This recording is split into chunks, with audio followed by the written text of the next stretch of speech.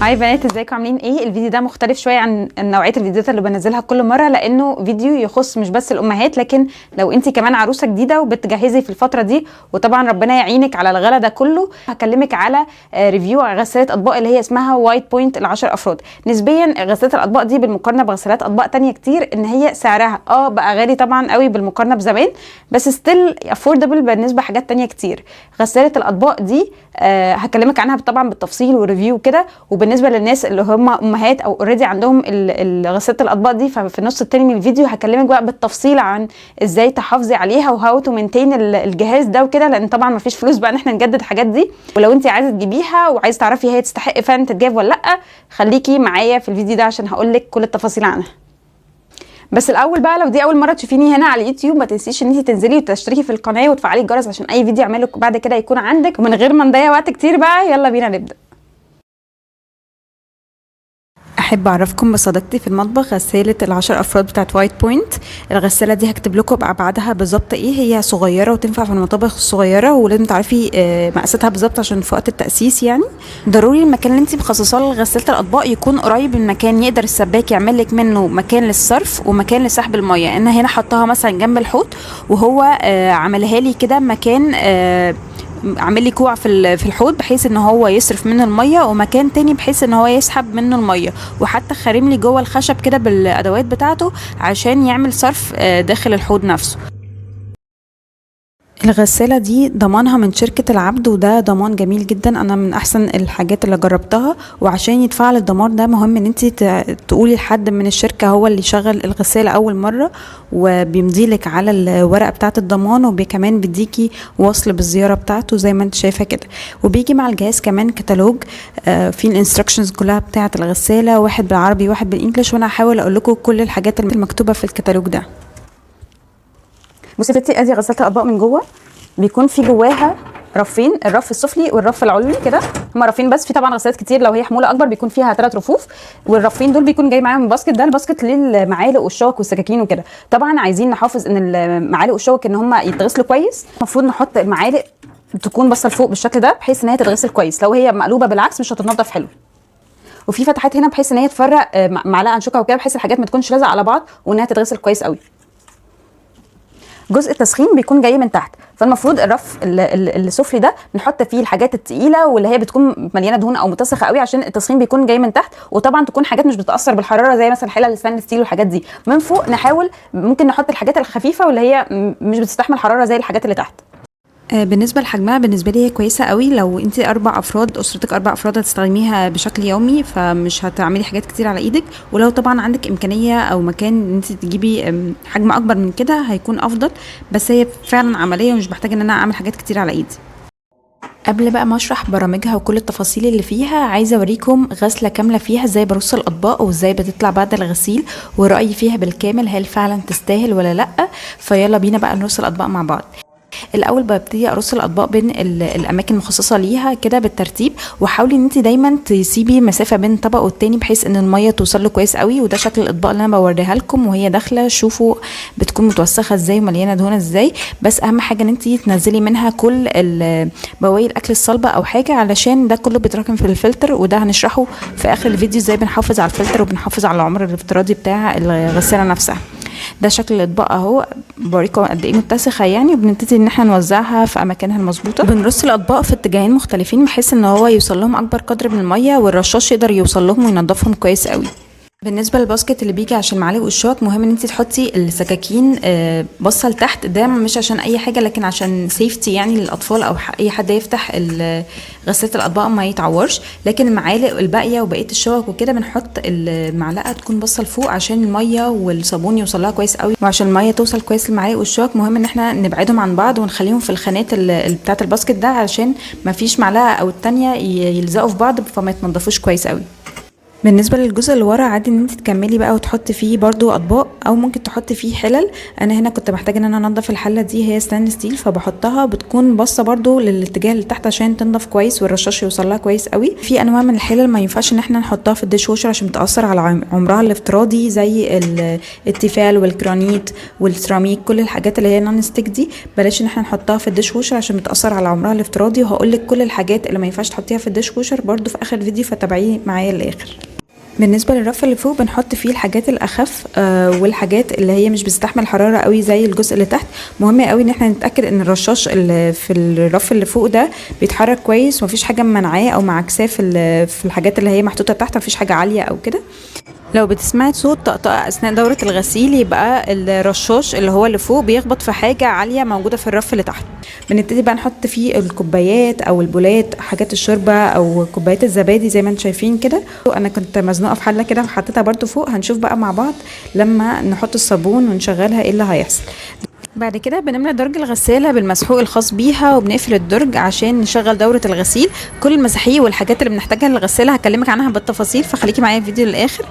يلا نبتدي نشغلها عشان نشوف النتيجة مع بعض. في العادي بشغلها على السوبر ووش، ده اكتر برنامج بستخدمه بشكل يومي، وكل البرامج هشرحها بالتفصيل في الفيديو قدام.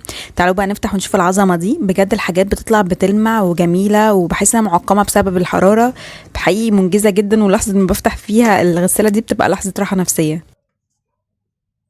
اكتر حاجتين يضمنوا ان الحاجات تتنضف كويس هي ان احنا نوزع الاطباق والشوك وكل حاجه مظبوط بحيث يوصل لها الميه كويس، وان احنا نهتم بالغساله الاطباق نفسها ونعمل لها دوره الغسيل، وده كله برضو هقول لكم في اخر الفيديو.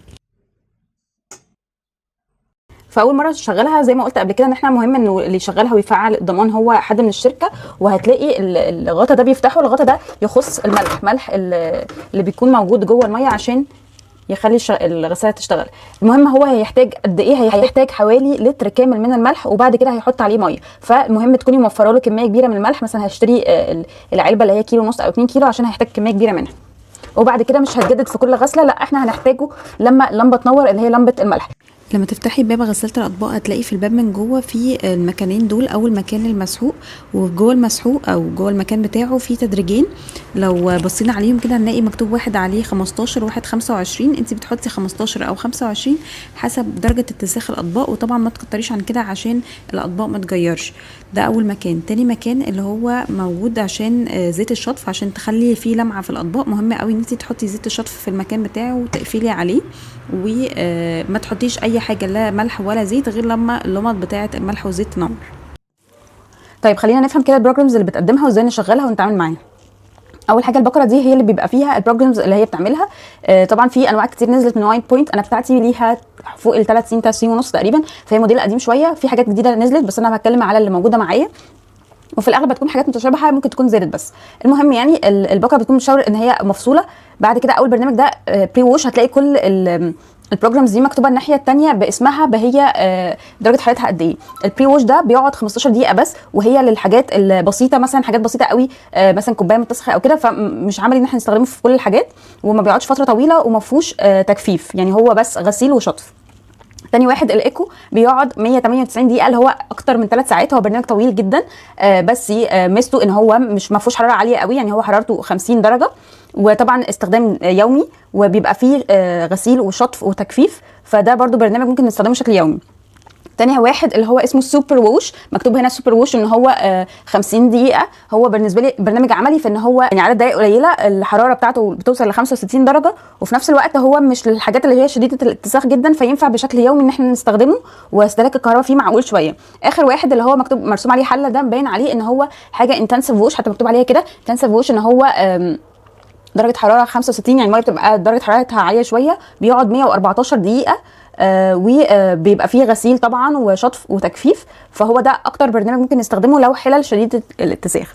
طيب بالنسبه لدول يعبروا عن ايه؟ يعبروا عن حاجتين. الناحيه دي بيقول لك هو في انهي حاجه من دوره الغسيل. اول حاجه اللي هي الغسيل، تاني حاجه الشطف والتجفيف، تالت حاجه اوكي. ما تفصليش الاوكي دي معناها ان هو الدوره انتهت. ما تفصليش الغساله ابدا قبل ما توصل اللمبه للاوكي دي، لان هي بتقعد فتره طويله ساكته وما فيش صوت طالع منها على اللمبه دي، يعني معنى كده ان هي خلصت شطف في اثناء مرحله التجفيف. لما بتنزل اللمبه للاوكي دي، معناها ان هي خلاص التجفيف. اي دوره غسيل بيبقى فيها تجفيف حوالي 40 ل 50 دقيقه، فاحنا ممكن تفضل الغساله شغاله في التجفيف واحنا فاكرينها ان هي خلصت ونفصل عليها، فاستني لغايه ما توصل للاوكي دي. على الناحيه الثانيه بيكتب لك ان هي 3 ساعات 6 ساعات 9 ساعات. ده معناها ايه؟ معناها ان في تايمر، ان انت ممكن تحددي مثلا ان انت عايزه تبداي الغسيل او دوره الغسيل بعد 3 ساعات او 6 ساعات او 9 ساعات من الزرار ده اللي هو فيه التايمر.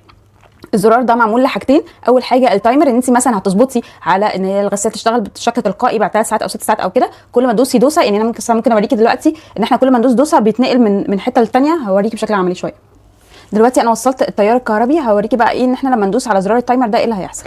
اول حاجه بدا يقول لك ان هو هيشتغل بعد 3 ساعات، فانت لما تظبطي بقى البروجرام وتدوسي على الباور، ده زرار الباور، هيبتدي بقى ان هو يشغله كمان 3 ساعات. دوستي عليه دوسه كمان هينزل ل6 ساعات، دوسه كمان هينزل ل9 ساعات. ده التايمر. طيب ايه الاستخدام الثاني للزرار ده؟ لو الزرار ده شغلتيه اثناء ما انت خلاص بداتي الدوره، بيعمل حاجه اسمها نص حموله، يعني جوه الغساله دي 2 رشاش، فيبتدي واحد بس منهم اللي يشتغل، بمعنى ان انت ماليه الرف السفلي بس للغساله. طيب دلوقتي هنتكلم عن ايه المستحضرات اللي احنا بنستخدمها في الغساله. اول حاجه المسحوق بتاع فينش، وعموما كل حاجات فينش اللي هي المسحوق والملح والزيت من فينش، هي اكتر حاجه مشهوره قوي في حاجات غساله الاطباق واكتر حاجه معروفه. بس الفكره هي مش مقاطعه، هي حاجات انا كنت بجيب بكميات قبل كده على اساس ان الحاجات كل شويه بتغلى واسعارها بتختلف، فكان عندي كميه منها. المهم مسحوق فينش طبعا مفيش حد هيعترض عليه، هو فعلا مسحوق كويس قوي.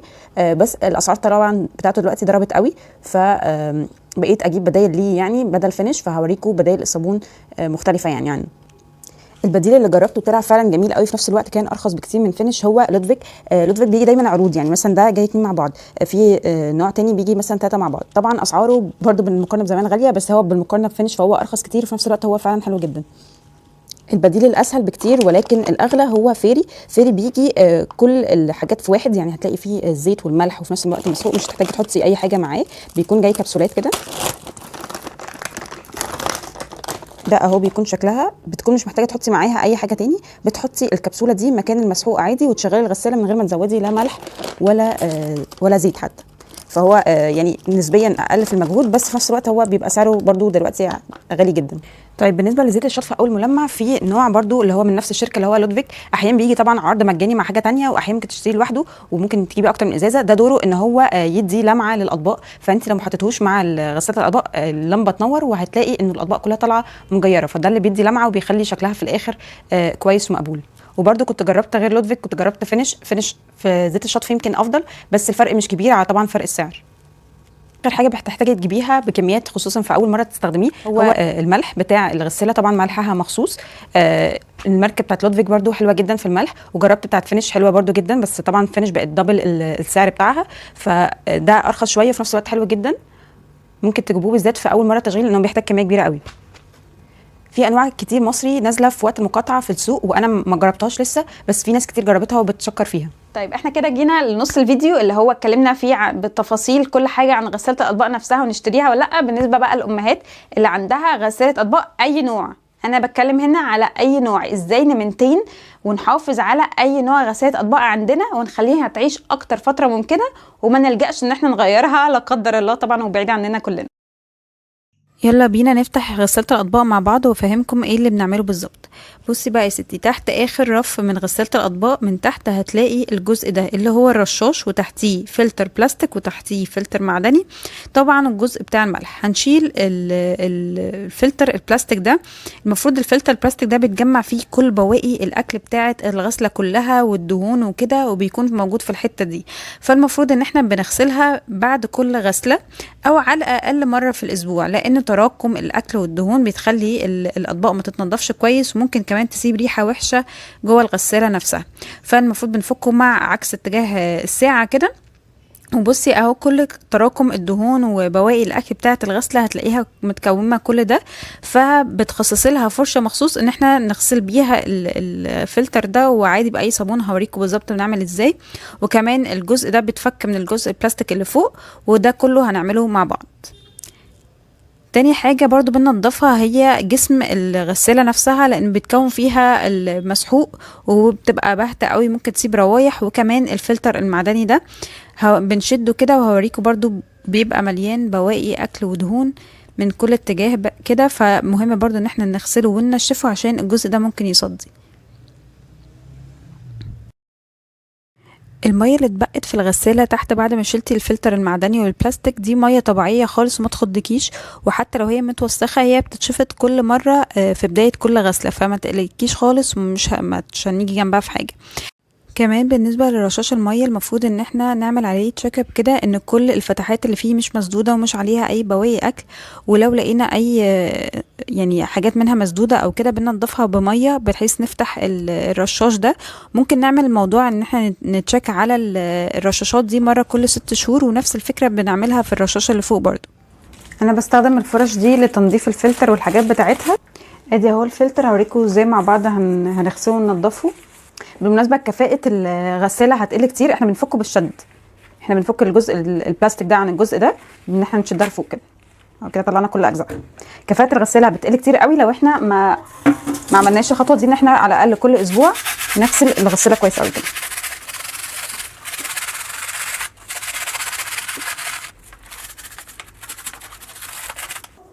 والجزء المعدني ده هنغسله نفس الطريقه من ورا ومن قدام عشان ننضفه كويس.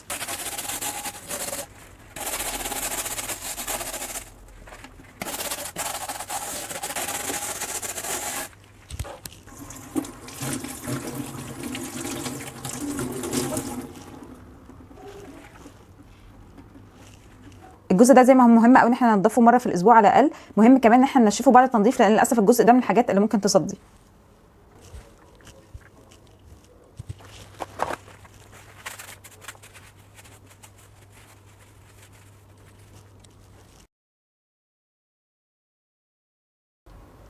طيب بالنسبه للاجزاء الداخليه زي ما انتم شايفين كده في خطوط تراكمات وحاجات زي كده من مسحوق وكده، كل اللي بنعمله ان احنا بنجيب فوطه مدنديه شويه وبنجيب عليها شويه خل، بنحط على الفوطه كده شويه خل اهو،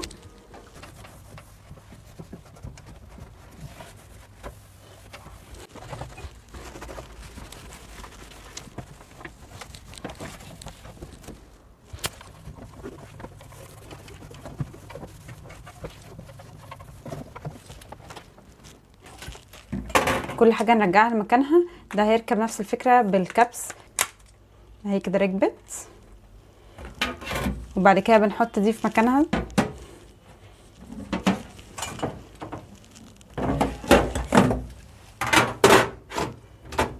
كده، اتاكد انها ثابته، ودي برضو بنلفها في مكانها، اتاكد ان كل حاجه ثابته مكانها. بعد كده بنملى كوباية من الخل وبنحطها في الرف اللي فوق من الغسالة، وبعد كده بنظبط الغسالة على برنامج يكون درجة الحرارة فيه عالية شوية. انا المرة دي كنت مستعجلة فعملته على البري ووش، بس العادي او الافضل ان احنا نعمله على الانتنسيف او السوبر ووش.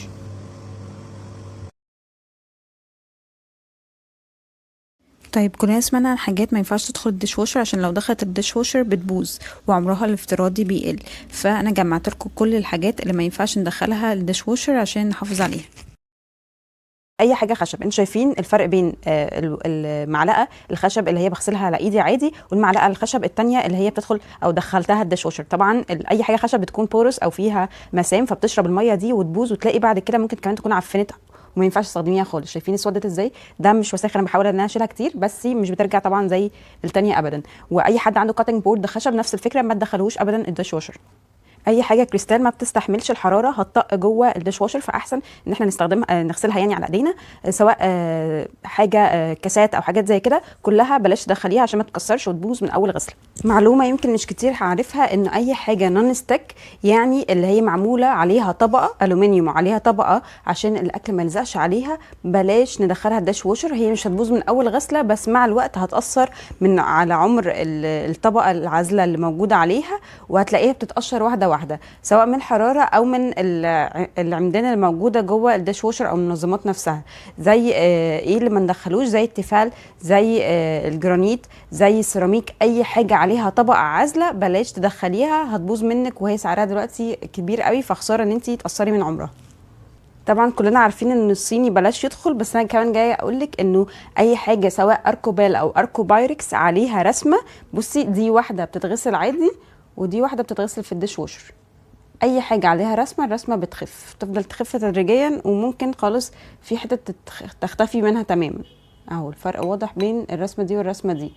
فاي حاجه عليها رسومات حتى لو مكتوب ان هي ديش ووشر سيف، يعني هنا مثلا مكتوب عليها ان هي تدخل الديش ووشر والمايكروويف، ومع ذلك هي كويسه ما اتكسرتش ولا حاجه، بس الرسمه بتخف منها. فخليكي عمليه وقت ما انت تشتري ادوات المطبخ، حاولي انت تشتري حاجات تكون ما فيهاش رسومات كتير، او لو هتشتري حاجه ليها رسومات للعزام او حاجه، تخلي الطقم الاساسي يكون عملي وبلين. زي مثلا الطبق ده مريحني جدا، اولا شكله شيك ومش هيبطل ولا اي حاجه، وفي نفس الوقت ما فيهوش اي رسمه، وديش ووشر سيف عادي خالص، وينفع ادخله في اي وقت وما بيتاثرش باي حاجه. نصيحة ليكي لو انت لسه بتجهزي او بتجيبي اطقم جديدة، حاولي دايما تبعدي عن الجرانيت والتيفال والسيراميك، كل الحاجات دي بتقشر في الديش واشر، ولو جبتيها هتضطري ان انت اي حالة تستخدميها تعمليها على ايدك، وطبعا شغلانة لو معاكي اطفال بالذات.